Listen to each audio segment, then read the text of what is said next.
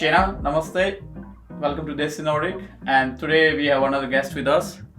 Machi! Woo! And so Machi is from Central America, a country called Guatemala, and he has lived in Germany and now for more than 4 years in Sweden. Yeah.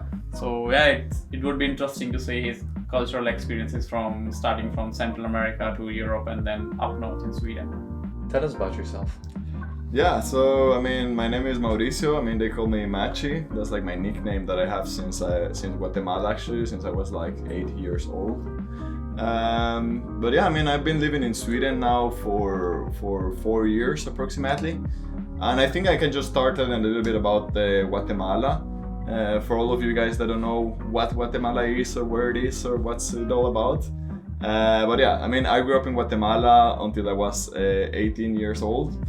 And Guatemala is a country in Central America, is south of Mexico, and it has also as neighboring countries. It has Salvador, Honduras, and Belize. And Guatemala, what I can say about Guatemala that is like very beautiful about Guatemala is that we have like a lot of nature. We really have like a lot of like nature and like really nice lakes, and especially like we have this like Maya culture. Maya culture are the ones that build all these like very big pyramids, and it's like really amazing, these pyramids in the middle of the rainforest.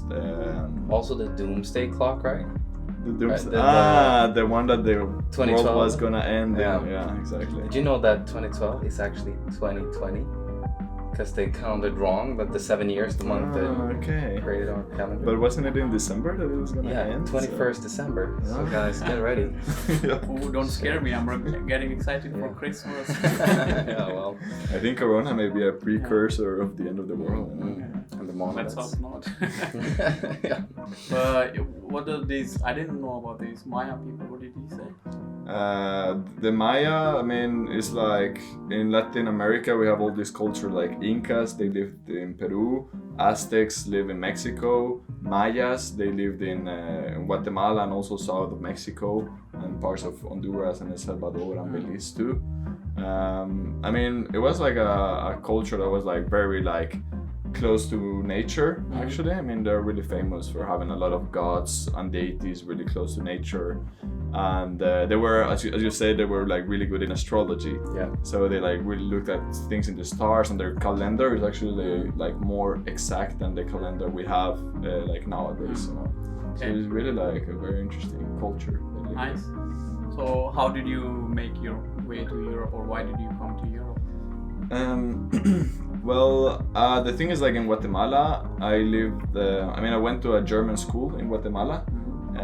Since from the side of my mother, we have German relatives. My grandfather was from Germany. Okay. So that's why that's why I went to the German school. I actually have also a German citizenship. So that's why I could like go to Germany to study. Yeah. I went to the south of Germany. It's called Freiburg. Yeah. So yeah. Sprichst du Deutsch? Ich spreche Deutsch. Okay, so just wanted to show off my German. Nice, so. Sollen wir das ganze Interview auf Deutsch haben, oder? Sie. Genau. Sie? Ja, Jawohl. das kann wie ich machen. Yeah. Was it right? A little bit. It was okay, Jeff. Continue. Sorry. I know you wanted to show off your German. No, but yeah, I live like in south of Germany, and I think I can just tell a bit briefly, I guess, for the people watching this show is like this YouTube channel. I think it's very interesting to know the different cultures between like Sweden, Germany, and Guatemala. So, and I also lived like 3 months in Brazil. So, and I've been living in or traveling to different countries in Latin America. So I guess I can talk a bit about how it is in Latin America. I think it's like very interesting. Now that I have lived in different countries. I lived in Germany for 4 years, now in Sweden 4 years, and again Guatemala 18 years. So I'm 27 years old, if anybody wonders. Wow, it was hard to calculate. I look much younger than that. Yeah. Is it Totally. Yeah. Is it because you do bachata? 25. Actually, I could talk about bachata too. No, but yeah. So the thing is, Latin culture is a bit people normally think about Latin culture about being very happy, being very like outgoing, a bit loud. You mentioned now bachata, like dancing, you know, is very famous in Latin culture. And it is true that Latin culture is more like open, more outgoing, more, let's say, like friendly. But I think also when I talk with people in Europe, they normally just see like the good sides about Latin culture, and they see the bad sides about the culture in Europe. So I could say, like, for example, in Latin America, we may be a little bit more superficial also, you know.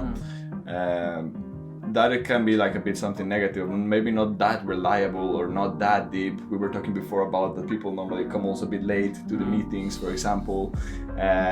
Just as a little example, you know, and in Europe, or let's say Germany and Sweden, that I feel Germany and Sweden is maybe a little bit similar cultures. People are a bit more deeper, a bit more reliable, and maybe, but on the negative side, people may be not that outgoing and, let's say, like a bit like loud and that friendly, you know. And if I make another distinction between Sweden and Germany, is that Sweden feels much more, a bit more, the people are a bit more relaxed, more like service minded. They are. Oh, we are. It's true. No hiding there. Yeah. And it is also like really like Sweden is famous for this like political system that is like very social and solidary. And I do feel that it's not only in the political system, but the people itself, I feel, are very, in a shy way, people are very solidary here and try to include you like in conversations or in whatever, in meetings and so on. You mean like more societal approach, like trying to include everyone? Yeah.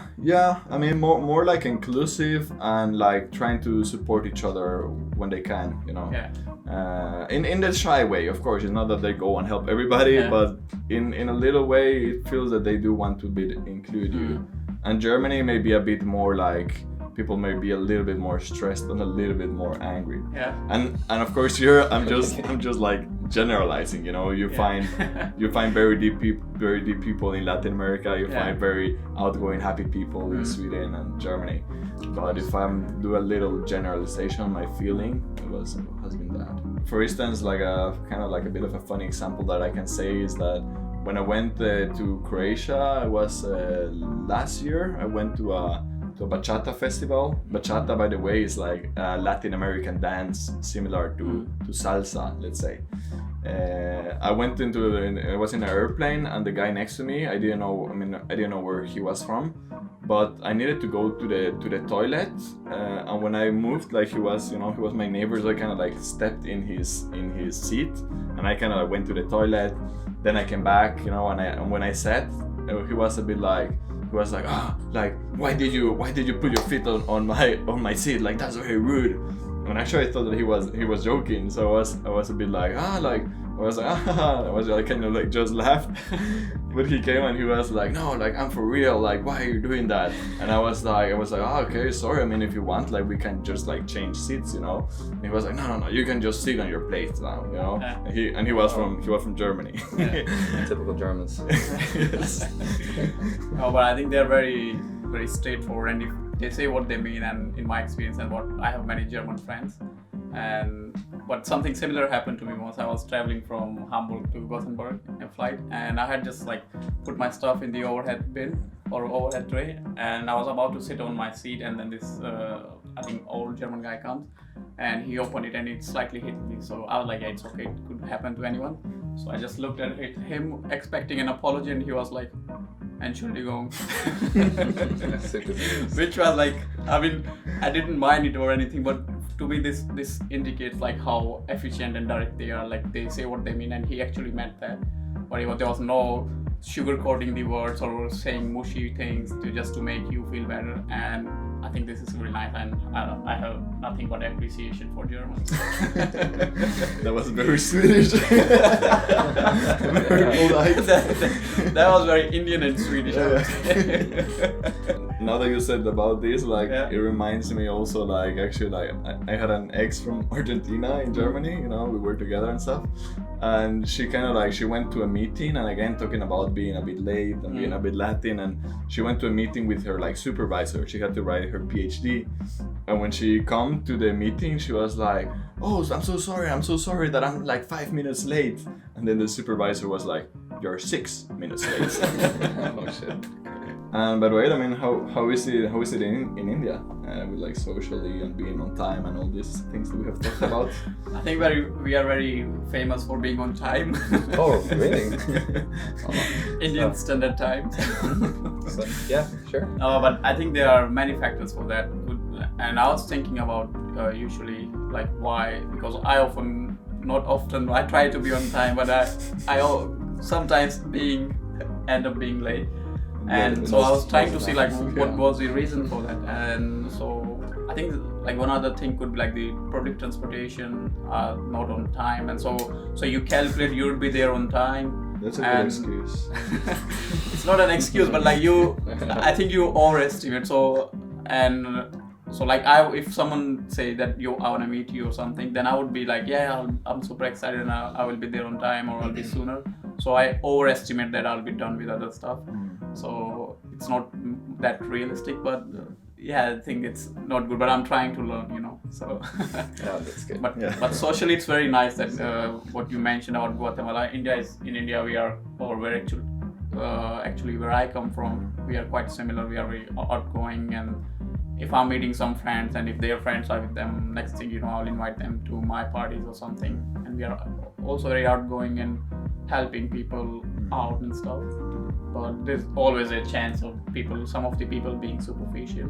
Culturally, living with a partner at this age, or is it, because in Sweden it's very casual, living with a partner or being sambo, as we say. Yeah, this is very interesting. This culture is not even in Europe, like only in northwestern countries in Europe.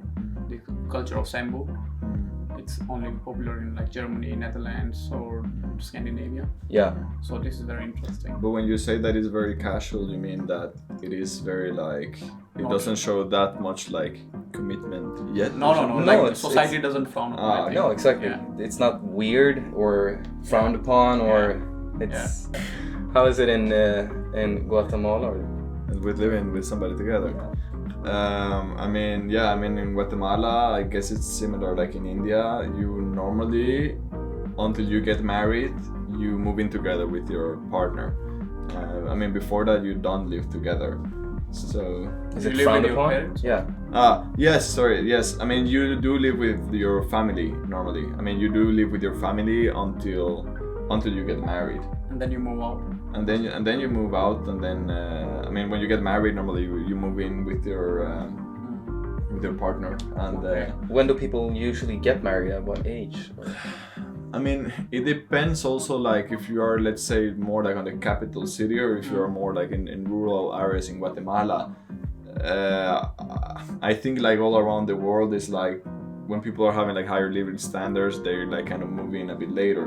So let's say in Guatemala City, where people have a bit like higher living standards, I would say that maybe it's usual to get married about 28 or 29 years old. I mean, so you basically live as your parents or with your family until you're 30-ish. Yes. Yeah. Yes. I mean, I would say so. I mean, of course, in the past, if I see just like 10 years ago, maybe you started to get married maybe 24. If I just think about my friends, almost none of them is married yet. So that's why I say like around 28, maybe you start getting married. And many of my friends are starting to get married. So it's like that. But if you live, let's say, in a rural area in Guatemala, you do get married much faster. I don't know the exact number, but maybe around 20 years old. Oh, really? Oh, wow. So what does your parents think of you living in Sweden and you're not married yet? Well, I mean, for my parents, I mean, they kind of like understand it, you know, and I think they think it's like okay and it's nice. I mean, I personally also think that it's also a bit maybe smarter also to live with your partner before you want to start a family, because like you don't know exactly how it's gonna work when you live together, you know. I think it's so. My parents, I think they think like it's like kind of like okay, and like it's like you know. I mean, I guess they would prefer that it's not like that, but I think they understand the reasons why, you know. So do you have sambos in India? I mean, legally it's allowed as per our constitution, but in society it's not. It's completely or very highly frowned upon, and it's not completely acceptable. So do your parents know that you're living with a girl right now? Is that a secret? I wish it was true. But no, it's like I was What would told, your parents say if you would live with somebody together here in Sweden? I mean, I think it would be a big culture shock to them, and they might not like it. So I would like to try to tell them and make them understand this thing, but I think it's a very big thing. And for instance, like in India as compared to Guatemala, we live with our parents, and instead we don't move out when we get married. We stay with them forever, like for whole life. And to me, like this was normal. And when I tell this to some of my European friends or people from more Western culture, they are like, okay, how is that possible? For them, that's a culture shock. Yeah. But things are changing, like especially in the metropolitan cities, and depending upon where you end up having a job. For instance, if I happen to be in Delhi, then I think it's logistically and even societally, I don't know how to say that. Socially, yeah, thanks. Would be much more easier for me to stay with my parents. So usually people have big houses. Or if I end up in, let's say, another city in India, then I would be living with myself. So, of course. But yeah, this Sambu culture, I don't think it's even acceptable or socially acceptable outside of these more Scandinavian countries or something. I mean, of course, there are some countries with this culture, but it's still not totally acceptable. Yeah, I mean, Germany, or what you mentioned before, I mean, I think Western Europe, I think is also like that, you know. Yeah, like Western Europe or something. It's much more acceptable. So, yeah, but let's see how it goes. It feels, I don't know, it feels also in Guatemala that, you know, like the trend is a bit coming also, you know. I mean, I just guess also, you know, the world is getting more and more like globalized, and it's also like when people start having like higher living standards, yeah, it's more normalized, I think. And yeah, it's like here people are like, yeah, they don't care what society would think, say, but in societies where the feeling of community is much more ingrained in culture, they have to think a lot about these things. And I think also, like, you know, then the like family values and stuff are also a bit are like more highlighted, let's say, in India or in Guatemala, since it's also like, you know, you don't live together with the other person until you marry, or you live with your family like a really long time. I mean, that's not like something bad, you know. That is like very good that like family values and community values are like encouraged, because then also when people get older, I mean, it's a bit sad that, you know, I mean, Sweden and Germany, it's often like people don't take so much care of their parents, you know. And that's something very positive in places like Guatemala or India. Yeah, I agree. Well, I think that was super deep and culturally very knowledgeable, and I learned a lot, and hope you guys learned something as well. And if you have any questions or comments about different cultures of living or something from Guatemala, India or Sweden or even Germany, just feel free to comment. And thanks for coming tonight, Amachi. Thank you. It was a pleasure having you. It was great. And happy to come back some other times, man. It's nice talking with both of you guys. On that note, wish you all Merry Christmas and Happy Holidays. And thank you. Stay tuned. Hey do. Ciao. Bye bye.